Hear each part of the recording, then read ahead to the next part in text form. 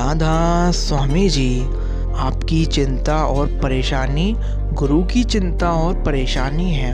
इन सब चिंताओं को गुरु के हवाले कर दीजिए और बेफिक्र होके गुरु के लिए प्रेम बढ़ाइए, जो आपका फ़र्ज है। हमारी आत्मा हमेशा सूरज की तरह चमकती है। यह तेज और निर्मल पवित्र है, क्योंकि यह दिव्य महासागर की एक बूंद है। लेकिन इसने मन का साथ लेकर विकारों पापों के भारी बोझ के नीचे इतना बुरी तरह दब गई है कि हमें उसकी चमक दिखाई नहीं देती है। जैसे किसी हीरे को कीचड़ में फेंकने से ना उसकी चमक दिखती है और ना ही उसका मूल्य कम होता है।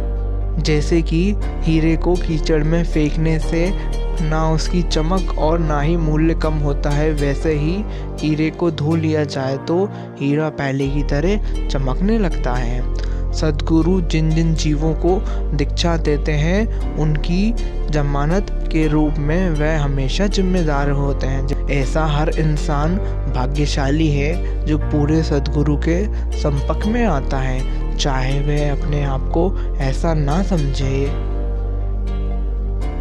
इंसान का नसीब उतनी बार बदलता है जितनी बार वह ईश्वर को याद करता है। देना शुरू कर दो, आना खुद ब खुद शुरू हो जाएगा, इज्जत भी और बरकत भी।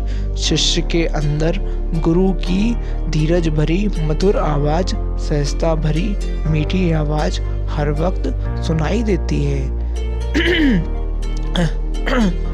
कि है बंदे, मैं तुम्हारे मन की घबराहट व बेचैनी को भली भांति जानता हूँ। तुम खुद को कमज़ोर मत समझो, आखिर तुम्हारा हाथ मैंने ही पकड़ा है।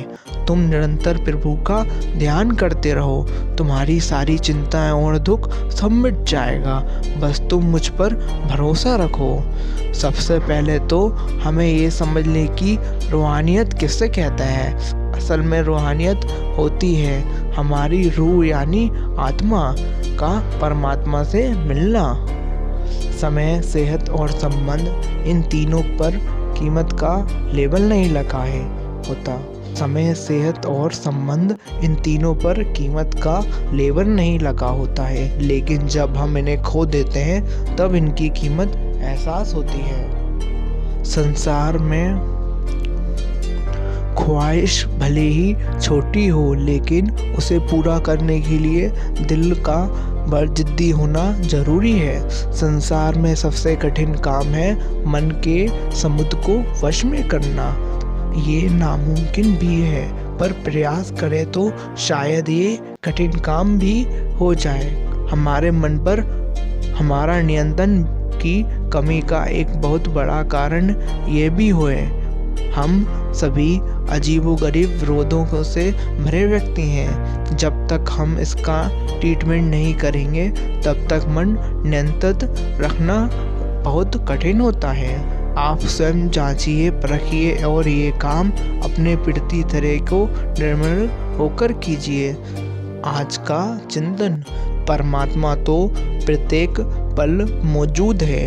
तुम अपनी बात करो कि प्रार्थना करते समय तुम मौजूद हो कि नहीं। प्रार्थना सच्ची और दिल से होती है। संत कहते हैं कि आज हम एक विशेष कड़ी से अपने समाज से जुड़े हुए हैं और आज हम अपने समाज का एक हिस्सा है। एक सत्संगी के नाते अगर हम संत मत के उसूलों पर कायम हैं तो हमारा भजन, सिमरन और सद्गुरु में पूर्ण विश्वास है, तो हमें दूसरों की खुशी के लिए मंदिर, गुरुद्वारों या चर्च में जाने की कोई हर्ज नहीं होना चाहिए। हमें खुला दिल रखना चाहिए। अगर हमारे जाने से दूसरों को खुशी मिलती है तो हमें ज़रूर धार्मिक स्थानों पर जाना चाहिए। जब कोई जानवर या पशु मरता है तो उसके चमड़े से ढाल, नगाड़े, पक्षियों के परों से पंख और कई तरह की दवाइयाँ भी बनाई जाती हैं। यह जानवर और पक्षी जो मरने के बाद भी उपयोगी साबित होता है, परंतु कितने दुख की बात है कि 84 लाख योनियों में से श्रेष्ठ माने जाने वाले इंसान जब मरता है तो उसे मिट्टी में दफनाया जाता है या फिर उसे अग्नि के सपुर्द किया जाता है। यह इंसान तो मरने के बाद भी उपयोगी साबित नहीं होता है, पर अगर यही इंसान जीते जी किसी कामिल मुर्शिद की बाह पकड़ ले और सच्ची कमाई करे तो वह जीते जी परमात्मा बन सकता है। यही मनुष्य जन्म की सबसे बड़ी खासियत है। राधा स्वामी जी। आशा करता हूँ ये वीडियो आपको अच्छी लगी हो तो वीडियो को लाइक कर दीजिए एंड चैनल को सब्सक्राइब कर दीजिए। राधा स्वामी जी।